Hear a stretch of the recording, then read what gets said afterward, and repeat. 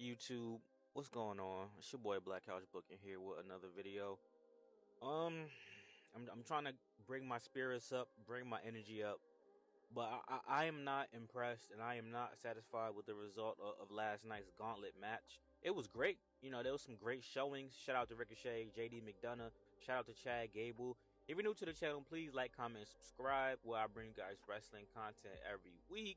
And you might find something that you're interested in, whether it be the women's division, the men's division, the tag team division, the mid-card division, the main event, whatever the case may be, fantasy booking, all that. But let me get right into it though, because I don't got a lot of time, and I don't want to spend a lot of time on this. Was last night's decision to make Sami Zayn the #1 contender for the Intercontinental Championship and to have a wrestling match with Gunther at WrestleMania, was that the right decision? Absolutely not.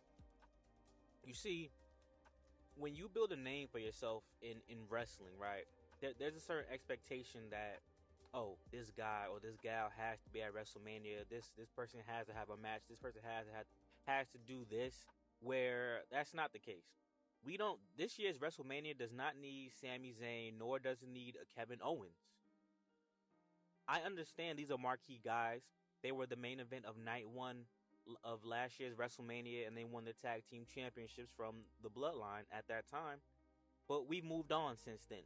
They've had great matches in other premium live events. Sami Zayn was still, a big part of what was going on heading, into, after WrestleMania. Kevin Owens had his program with Logan Paul and things of that nature. But I'm going to tell you who should have won last night. Chad Gable should have won last night. This man wrestled in the Olympics. This man is an amazing wrestler. This man was given so much nonsense throughout his career. Shorty G. This man not even short. And this man like 5'9", 5'10", or something like that. Calling him Shorty G. This man has to be a part of a comedic stable when he is one of the more serious guys. This man should be the next Kurt Angle. The next Shelton Benjamin at minimum. This man has talent. This man has shown that he's one of the greats. He should be having a Daniel Bryan type of run, not a comedic, I have to babysit the Alpha Academy type of run. Chad Gable is above that, which is why I pitched him leaving to go to AEW, previously. But they already got Daniel Bryan, so that they don't need another underdog type of guy based on his stature. And this guy's jacked. It's not like this guy is a Rey Mysterio or something like that. Rey Mysterio's jacked too, but he's 5'6" like myself. It's not like we need, what I'm saying, to really underplay this guy. He's very believable to beat Gunther at WrestleMania. People are talking about give us a triple threat match. I don't think that's gonna happen, bro. Because what I thought was going to happen was they were going to have one more opponent in the gauntlet match, and it was going to be Andrade, but that didn't happen. I'm happy that, at WrestleMania, we're going to get the tag team championships to fit in a ladder match. I was just thinking we need special matches at WrestleMania besides damn simple ass one-on-ones and two-on-twos and triple threats and stuff like that. But now they dropped the ball, because now I can actually see Sami Zayn beating Gunther at WrestleMania to dethrone him, and then, he going after the World Heavyweight Championship, whether that be against Drew McIntyre or Damian Priest. And if it's Damian Priest that wins the World Heavyweight Championship via Money in the Bank cash-in, he's going to kick his ass. And he deserves to. But my issue is, right, I don't want to see Sami Zayn versus Gunther. Why? Well, we already saw Chad Gable go against him. That's absolutely fine. And he didn't complete his story. Everybody, this year's WrestleMania is all about stories and finishing stories and revitalizing stories and things of that nature. Shout out to Cody Rhodes, the GOAT. He's not the GOAT, but he's my guy. So why can't Chad Gable finish his story, which is winning a singles title? If not Chad Gable, there are so many people who deserve that IC belt to me. A guy like a Chad Gable, a guy like a Xavier Woods. Guys, the IC belt is to elevate the next person to being the world champion. Sami Zayn had the IC belt, and he never became world champion after that. Shinsuke Nakamura had the IC belt and never became champion after that. Gunther will become the world heavyweight champion or WWE champion later on in his career for sure. And let's make that clear. So with me saying all this, oh, so why should Chad Gable get the belt? Is he gonna become champion? It's very possible. If Chad Gable were to win the IC belt and hold it for a significantly long time and build momentum, I could see them letting a Chad Gable win the Money in the Bank, which is the only way he would ever win a world heavyweight championship. But we know that they're not letting Sami Zayn win that damn a world title, a main event title ever again. We know that for a fact.